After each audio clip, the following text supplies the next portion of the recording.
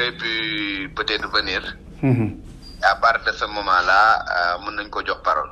Ok. Parce que tant que les débats ne sont pas clôturés, bon, le juge n'aurait pas peut-être des arguments à lui opposer. En lui disant que tu n'étais pas au début, donc par conséquent, de me le jox parole. Okay. Il pouvait prendre le train en marche. Mais actuellement, les débats d'audience, nous tous des débats d'audience, parce que le processus, c'est 2 étapes. Disons 3 étapes. Là, il y a l'interrogatoire d'audience, il y a le réquisitoire et le plaidoirie, et après il y a le prononcé du verdict. D'accord. Voilà, maintenant les débats d'audience clôturés, actuellement il y a la délibération. On ne peut plus ouvrir les débats en fait. Il y a que le verdict qu'on attend actuellement.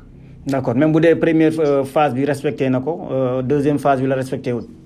Mais première phase, moi interrogatoire ak yenen ki. Interrogatoire d'audience. Non, dans le procès, parce que interrogatoire d'audience, moi, lorsqu'on donne la parole à Adji Sarr pour qu'elle s'explique, lorsqu'on donne la parole à Ndeye Khady Ndiaye pour qu'elle s'explique, si Ousmane Sonko était là-bas, on allait lui donner la parole pour qu'il s'explique. Les avocats allaient poser des questions, le juge allait poser des questions, le procureur allait poser des questions. C'est ça l'interrogatoire d'audience.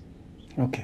Si l'interrogatoire d'audience est terminé, le juge il dit que l'interrogatoire d'audience est terminé. Maintenant, on passe au réquisitoire et au plaidoirie. À partir de ce moment-là, on donne la parole à la partie civile d'abord, donc à Adji Sarr, ensuite au procureur et enfin aux personnes accusées. Comme Ousmane Sonko n'était pas là-bas, Ndeye Khady Ndiaye a pris la parole en dernier. Même pour un avocat, on lui donne la parole. Parce que c'est la procédure. Maintenant, après tout cela, on clôture les débats d'audience. Les ñaari phase yépp dépassé nañ ko. OK. L'interrogatoire d'audience, on a dépassé. On a dépassé le réquisitoire et les plaidoiries. Maintenant, on attend le verdict. Il ne faut pas demander à ce qu'on rouvre les débats. Voilà. Tout ce qu'il peut faire, c'est que nous prononçons le verdict. Ce fait qu'on est condamné permis, ils sont conçus prisonniers. À partir de ce moment-là, le jugement est anéanti et on rejette l'affaire. D'accord. Les gens qui ont acquitté, ils continuent toujours qui lancent. Non, buñ ko acquitté, il n'a plus intérêt à faire rouvrir le procès parce que il a obtenu gain de cause. Liñ ko doon topé baye nañ ko. S'il est acquitté à part de ce moment-là, lui il a pas intérêt à rouvrir le dossier parce que voilà, laver nañ ko de tout ça en fait. D'accord. En ce moment-là, est-ce que est-ce qu'on peut s'attendre à ce que Momtam porte plainte ñi nga xamné ñom ñoo nek de l'autre camp aussi? Est-ce que c'est une faisabilité qui genre procès? Non, c'est possible. À supposer day ñu acquitté ko. Il peut prendre la décision d'acquittement. Il peut se baser sur cette décision-là pour poursuivre Adji Sarr et les autres là pour dénonciation calomnieuse. C'est une infraction qui existe, la dénonciation calomnieuse. Vous m'avez traîné dans la boue, vous avez raconté des histoires sur moi.